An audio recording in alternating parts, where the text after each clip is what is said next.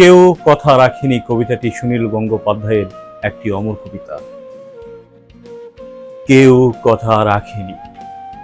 ৩৩ বছর কাটলো, কেউ কথা রাখেনি।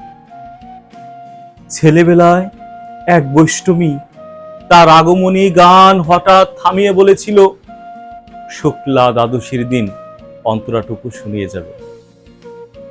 তারপর কত চন্দ্রভুক অমাবস্যা কেটে গেল, কিন্তু সেই বৈষ্ণবী আর এলো না। 25 বছর প্রতীক্ষায় আছি। মামাবাড়ির মাঝি নাদের আলী বলেছিল, বড় হও দাদা ঠাকুর, তোমাকে আমি 3 প্রহরের বিল দেখাতে নিয়ে যাব। সেখানে পদ্ম ফুলের মাথায় সাপ আর ভ্রমর খেলা করে। নাদের আলী, আমি আর কত বড় হব? আমার মাথা এই ঘরের ছাদ পুরে আকাশ স্পর্শ করলে তুমি আমাকে 3 প্রহরের বিল দেখাতে নিয়ে যাবে।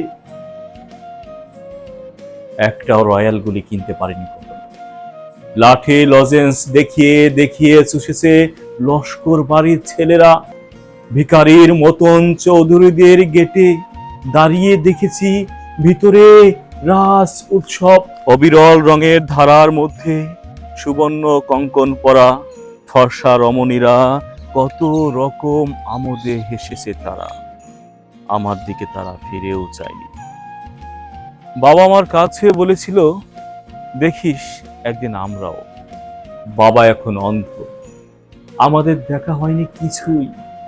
সেই রয়্যালগুলি, সেই লাঠি লজেন্স, সেই রাস উৎসব আমাকে কেউ ফিরিয়ে দিবে না।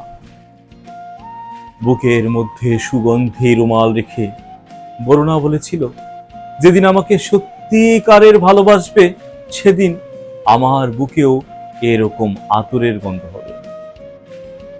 ভালোবাসার জন্য আমি হাতের মুঠোয় প্রাণ নিয়েছি, দুরন্ত ষাঁড়ের চোখে বেঁধেছি লাল কাপড়, বিশ্ব সংসার তন্ন তন্ন করে খুঁজে এনেছি 108টা নীলপদ্ম।